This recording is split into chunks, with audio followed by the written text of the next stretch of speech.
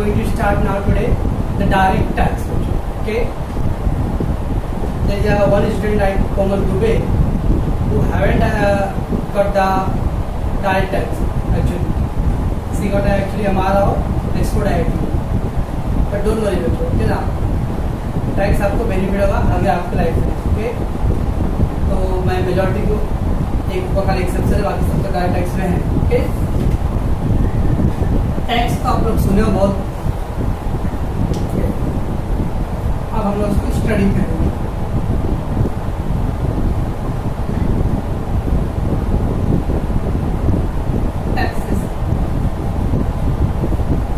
Taxation बच्चों, direct tax और indirect tax, two part था. Direct tax and indirect tax.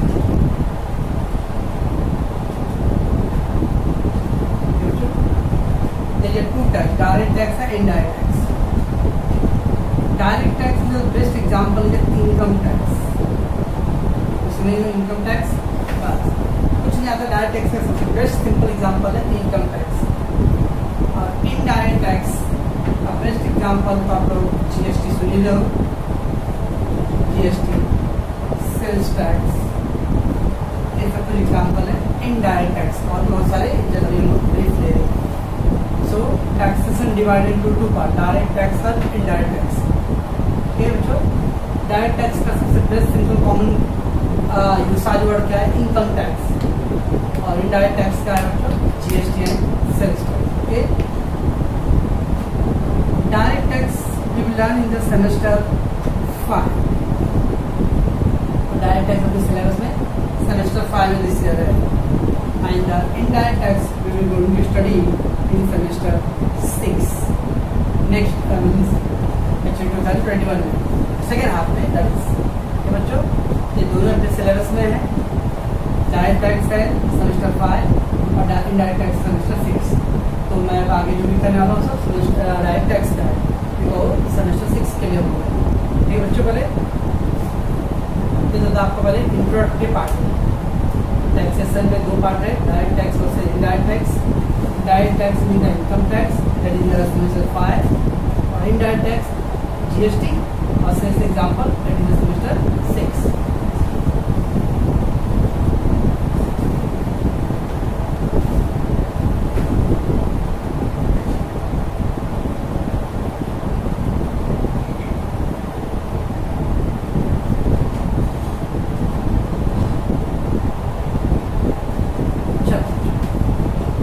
Let's move to the introduction of tax. You know, tax कर, हिंदी में बोलते हैं tax यानी कर. What is that? Tax means an obligation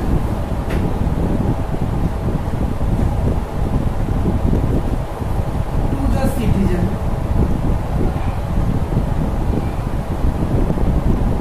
to pay to government.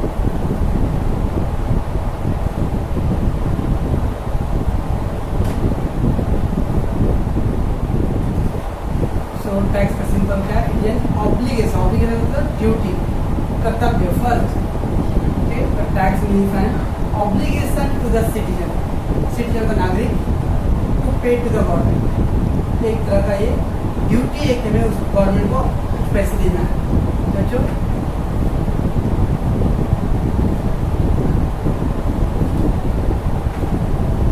Tax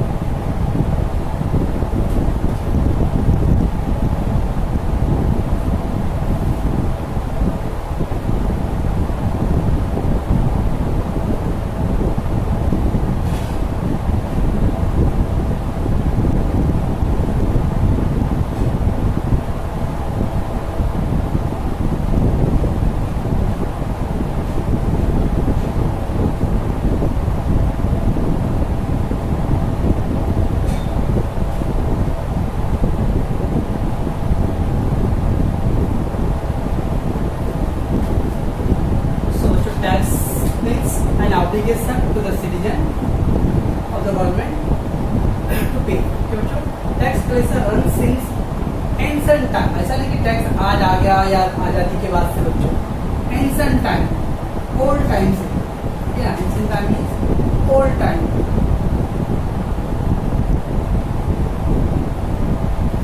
where king collect tax, राजा क्या करता था, टैक्स कलेक्ट करता था, that's called lagaan from their citizen of empire. Empire मतलब साम्राज्य, ठीक है, अपने साम्राज्य में जहाँ पर रूल करता है, राज करता है, वहाँ के लोगों से टैक्स कलेक्ट करता है।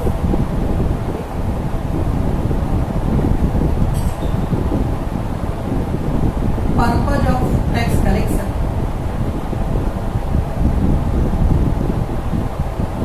Is to maintain the administrative work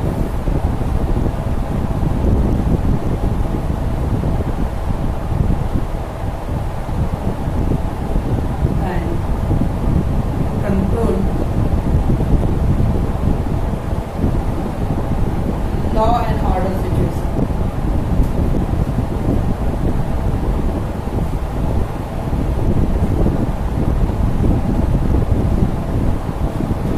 So what is the purpose behind it? The purpose of tax collection is to maintain the administrative work and to control law and order situation. राजा को पूरा अपने राज्य की प्रजा के लिए सारी व्यवस्था करना, वहाँ पे कायदे कानून ठीक होने चाहिए, उसके लिए और राजा के पास क्या होना चाहिए, कुछ फाइनेंस होना चाहिए। So tax is one of the source of income to the king और रूलर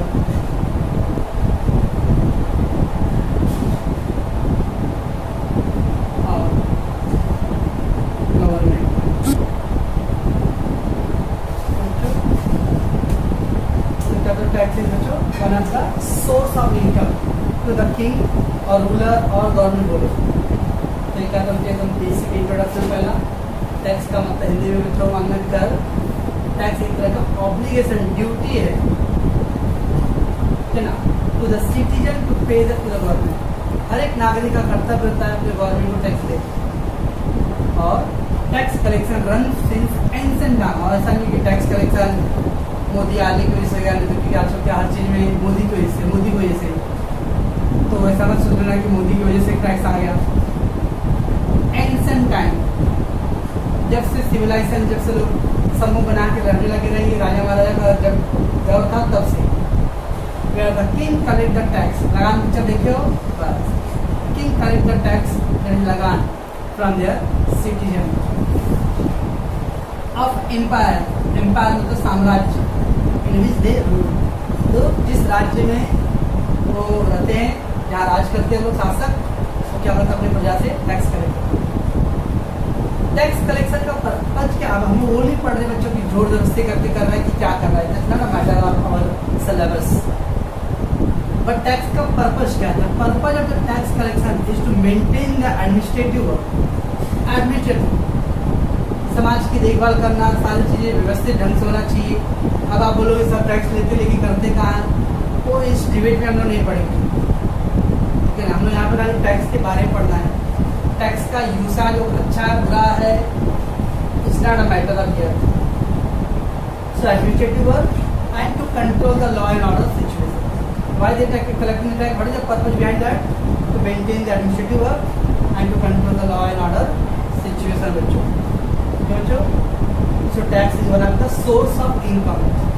अब गवर्नमेंट है, इतने सारे काम है, रोड बनाना है, इसको गवर्नमेंट स्कूल है, गवर्नमेंट हॉस्पिटल है, ये सब जो गवर्नमेंट का आमदनी कहाँ से आएगा, सोर्स कहाँ बच्चों? That tax is one of the source of income बच्चों। गवर्नमेंट कोई काम नहीं करता, गवर्नमेंट का गवर्नमेंट को आमदनी नहीं तो कैसे होगा? रूलर का राजा, किंग, शासक, गवर्नमेंट, ये सबको इनकम का मेन सोर्स क्या बच्चों? टैक्स है। तो बच्चों ये था पहला टैक्स का थोड़ा इंट्रोडक्टरी पार्ट, ओके।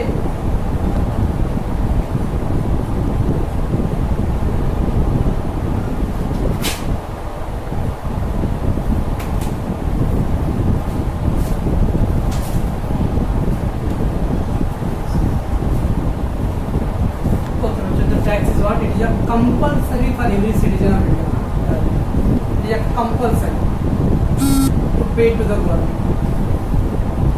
तो टैक्स एक तरह का कंपल्सरी है कि हर नागरिक को देना है। अब आप बोलोगे सर मैं तो नहीं देता हूँ, तो बात अलग है, तो देता नहीं देता बात में देखेंगे, लेकिन ये कंपल्सरी। सेकेंडली बच्चों दिमाग में पेनल्टी या फाइन, पेनल्टी मतलब पेनल्टी रन, पेनल्टी गोल लगता है। आप कुछ गलत किए तो पेनल्टी होता है।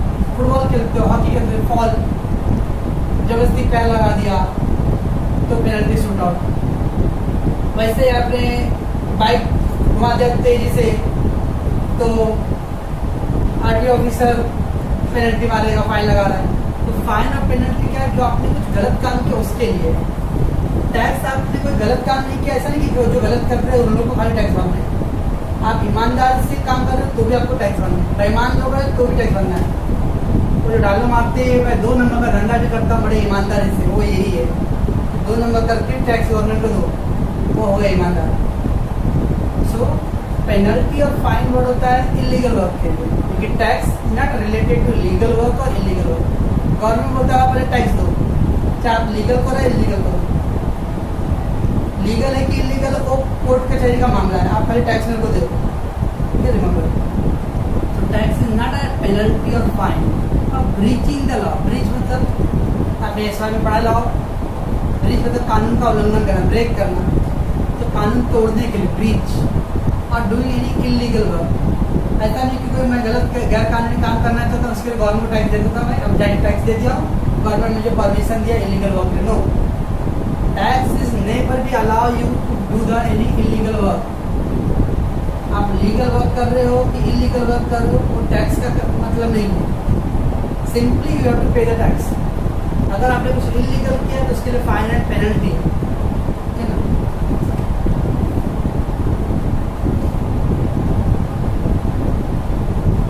और एनी इलीगल वर्क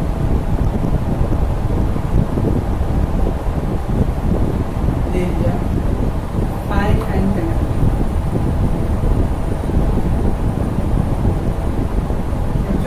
बट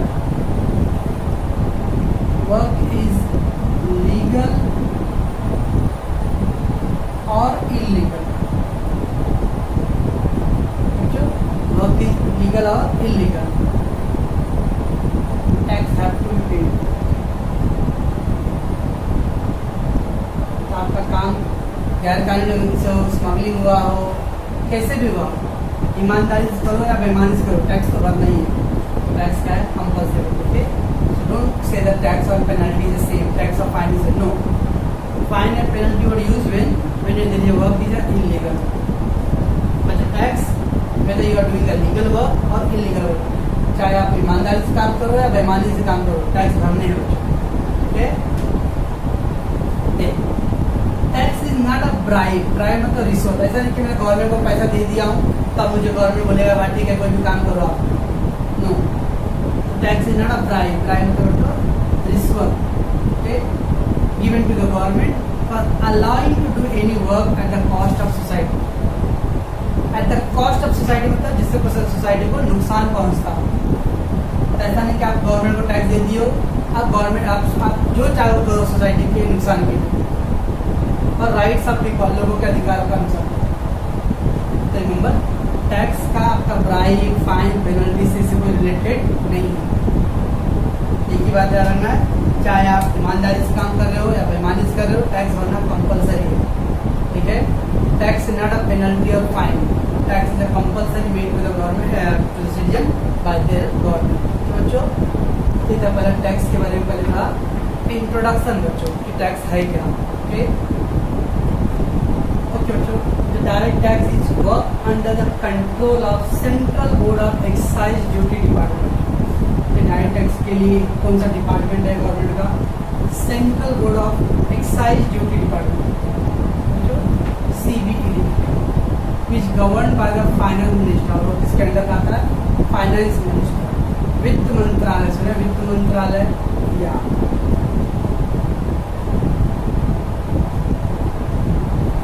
कौन है वित्त मंत्रालय? समय आप लोगों को इससे मतलब नहीं है, आप लोग खाली टिकटॉक पे कौन करता है, टिकटॉक का कोई मर गया है तो उस पर आई मिस यू बस, that is your work. Nirmala Sitharaman, okay, the finance minister at the moment. So direct tax is work under the control of Central Board of Excise Duty Department और वो किसके अंडर आता है, फाइनेंस मिनिस्टर के under आता है। Okay, in India 1961 में direct tax impose and control by central government. बच्चों क्या रखना है, डायरेक्ट टैक्स किसी स्टेट गवर्नमेंट के अंडर नहीं आता है। क्या बच्चों, ना तो महाराष्ट्र गवर्नमेंट, ना तो उत्तर प्रदेश गवर्नमेंट, ना कोई गवर्नमेंट नहीं, डायरेक्टली सेंट्रल गवर्नमेंट। तो 1961 में डायरेक्ट टैक्स को इम्पोज, टैक्स लगाना है, उसको कंट्रोल करना है, इस किसके अंडर में, सेंट्रल गवर्नमेंट के अंडर में। ये बच्चों, ये था पहले आपका टैक्स के बारे में इंट्रोडक्शन।